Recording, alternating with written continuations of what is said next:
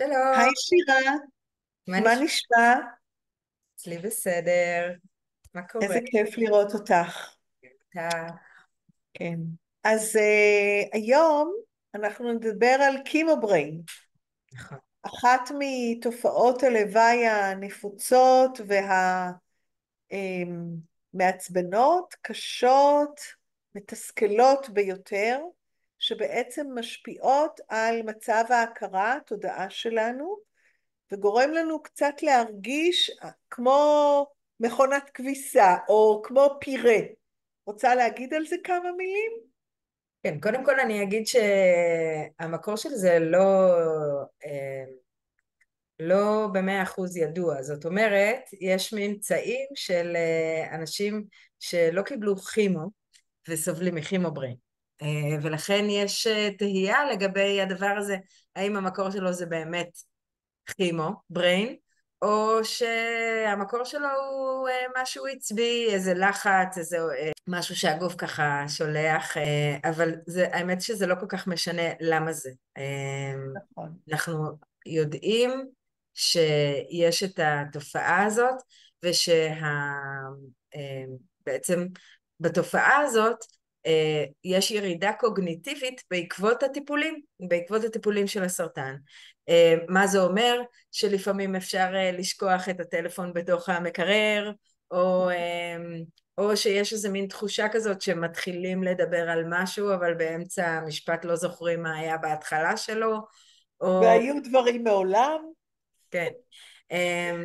אפשר להשוות את זה קצת לתחושה של מין טפשת הריון כזאת, לפעמים מספרים על נכון. טפשת הריון, אבל זה בעוצמות מאוד מאוד גבוהות, והעניין הוא שאנשים ממש לא מכירים את עצמם, זאת אומרת הם חווים את זה, וזה מאוד מאוד מתסכל וגם מפריע לאיכות החיים.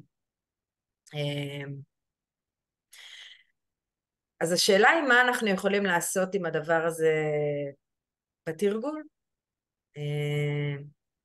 את רוצה לדבר על זה קצת? רוצה להגיד כן, דברים שאת חושבת? כן. אז מה שנקרא, אספנו כמה דברים קטנים, יש המון כמובן, אבל במסגרת הסרטון הקצרצר שלנו נדבר על כמה דברים קטנים.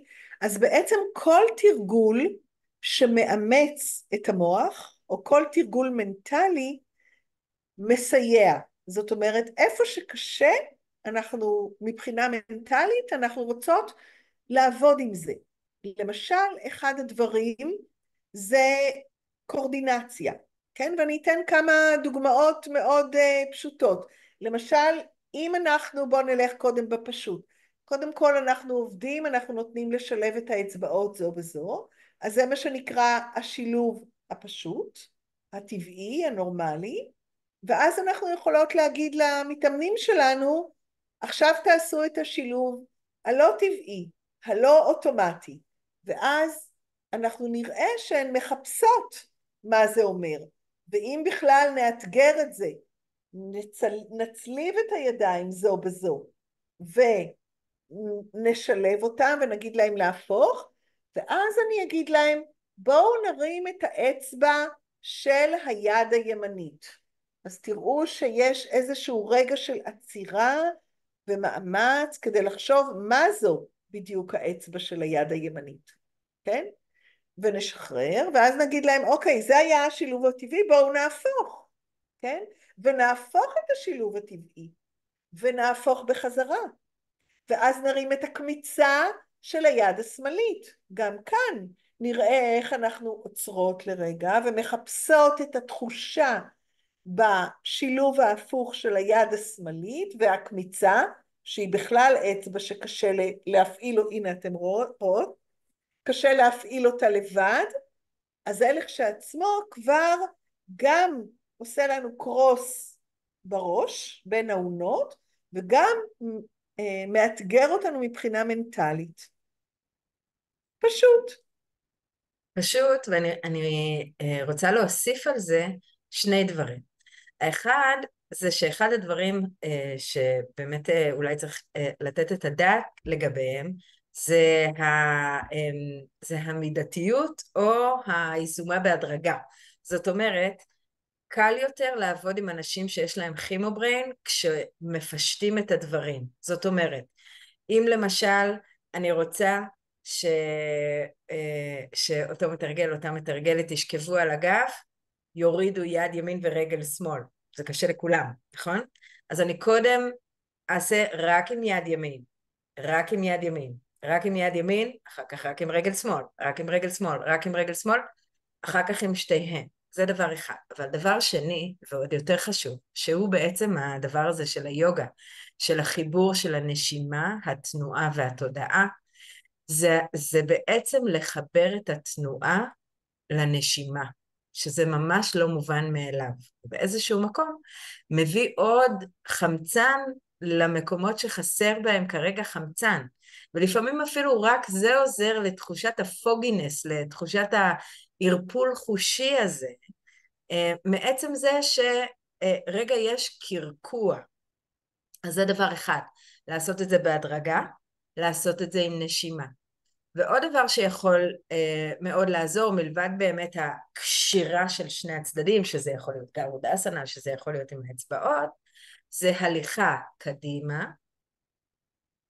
והליכה אחורה, שזה לא מובן מאליו.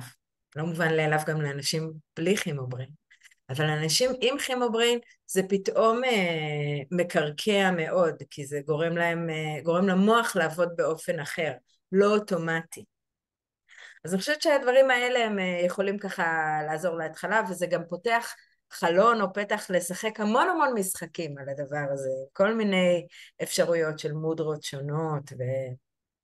וחיבור שלהם לנשימה. אני חושבת שאחד הדברים החשובים שאמרת עכשיו, לשחק, זאת אומרת, גם לצחוק על זה, כן?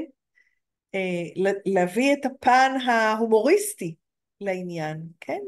וכמובן, כמו שאמרת בהתחלה, לנרמל. נכון, זאת אחת מתופעות הלוואי הנפוצות. נכון, זו אחת מתופעות הלוואי, וזה יעבור, כן? ובינתיים יש לנו מה לעשות עם זה. כן, אני חושבת שזה החלק הכי קשה, שאנשים מרגישים נורא לבד בתוך הדבר הזה. זאת אומרת, הם לא חווים אחרים בתוך הכימובריין הזה. אולי כשאומרים את זה, אז כן. אבל ברגע שקוראים לזה בשם, ואומרים, זה מה שיש, אז פתאום קל יותר להתייחס לדבר הזה, או קל יותר להתייחס, אולי אני אגיד, על אנשים שהם נורא נורא חכמים, או היו פרופסורים ופתאום מקבלים כימו וזה קורה להם, פתאום הירידה הקוגניטיבית הזאת נורא מבאסת. ואז זה שם את זה באיזה מין מסגרת כזאת, גם של זמן וגם של בעייתיות, כאילו, שהיא נובעת ממה שמקבלים, וזה יעבור. בדיוק. כן. יופי. טוב, נראה לי נראה לי, כן, שיש עם מה לעבוד. מצאנו כמה כיוונים שאפשר להתחיל לעבוד איתם. נכון. יופי. תודה רבה. טוב, תודה.